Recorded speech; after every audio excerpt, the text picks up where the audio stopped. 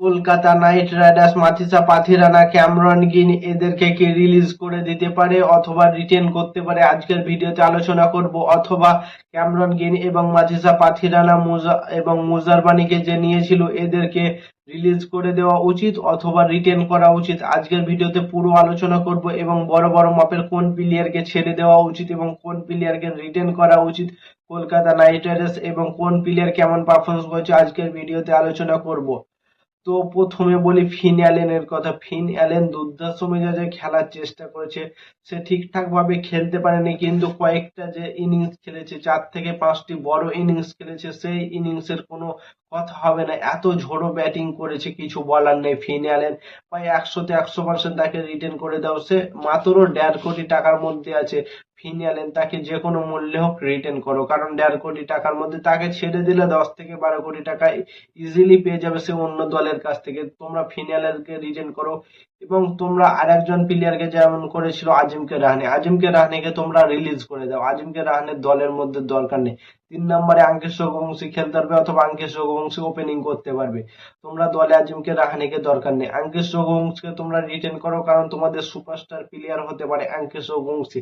গিল যেমন খেলেছিল আগে 2020-তে, সেই রকম খেলছে আঙ্কিত রঘুবংশী। আঙ্কিত রঘুবংশী দেখবে 1-2 বছরের মধ্যে ইন্ডিয়ার ওডিআই টিমসের চান্স পেয়ে যাবে, কারণ আঙ্কিত রঘুবংশী এত দুর্দান্ত মেজাজ এবং কন্টিনিউটলি ব্যাটিং এ প্রত্যেকটা ম্যাচে সে রান বানানোর চেষ্টা করছে এবং রানও বানাচ্ছে, এবং ঝোড়ো ইনিংস খেলারও তার দম আছে, এবং সে এত স্ট্রাইক রেটে খেলতে পারে, কিছু বলার নেই। সে প্রথমে 150 স্ট্রাইক রেটে খেললে পরের দিকে সে 200+ স্ট্রাইক রেট হয়ে যাবে। এবং 3 নম্বর প্লেয়ারের কথা যদি বলি, ক্যামেরন গ্রিন। ক্যামেরন গ্রিনকে তোমরা রিলিজও করতে পারো, রিটেনও করতে পারো, 50-50 হয়েছে। কারণ ক্যামেরন গ্রিন সে পারফরমেন্স না করতে পারলে 3 থেকে 4টা ইনিংস খেলেছে, ঝোড়ো ইনিংস প্রায় এত ঝোড়ো ইনিংস খেলেছে, কিছু বলার নাই। এবং ক্যামেরন গ্রিন বল হাতেও পুরো 100% দিয়েছে এবং ফিল্ডিং হাতেও। ক্যামেরন গ্রিন অস্ট্রেলিয়ার জন্য যতটা আনন্দিত না হয় ততটা আনন্দিত হয়েছিল কলকাতার উইকেট নিয়ে, কারণ ক্যামেরন গ্রিন হচ্ছে অস্ট্রেলিয়ার সব থেকে বড় অলরাউন্ডার প্লেয়ার। যেমন কলকাতা বলছি, যেমন ইন্ডিয়া টিমের ক্যাপ্টেন অলরাউন্ডার হচ্ছে হার্দিক পান্ডিয়া বড় মাপের, সেই রকম অলরাউন্ডার হচ্ছে ক্যামেরন গ্রিন। তো ক্যামেরন গ্রিনকে আমার মনে হয় যে কোনো মূল্যে হোক তোমরা আরেক বছর রিটেন করে দেখো ক্যামেরন গ্রিন কেমন পারফরমেন্স করছে, অথবা রিলিজ করে দিয়ে তোমরা 10 থেকে 15 কোটির মধ্যে ক্যামেরন গ্রিনকে দলের মধ্যে আনতে পারো। আর একজন বলি মাথিসা পাথিরানাকে, মাথিসা পাথিরানাকে তোমরা রিলিজ করে দাও, কারণ তার কথা সে প্রত্যেক বছরই এরকম চোট হয়, এবং সে প্রত্যেক ম্যাচে, যেমন শ্রীলঙ্কা থেকে আগে ওডিআই খেলছিল, তখন ওডিআই টি20 যে কোনো ম্যাচ খেলে, সে দেখবে কোনো না কোনো মতে দেখবে সে ম্যাচে চোট হয়ে গেছে, 2-1টা ম্যাচ খেলার পরে চোট হয়ে যায়, এবং হোয়াইট কিং বলা হয় মাথিসা পাথিরানাকে।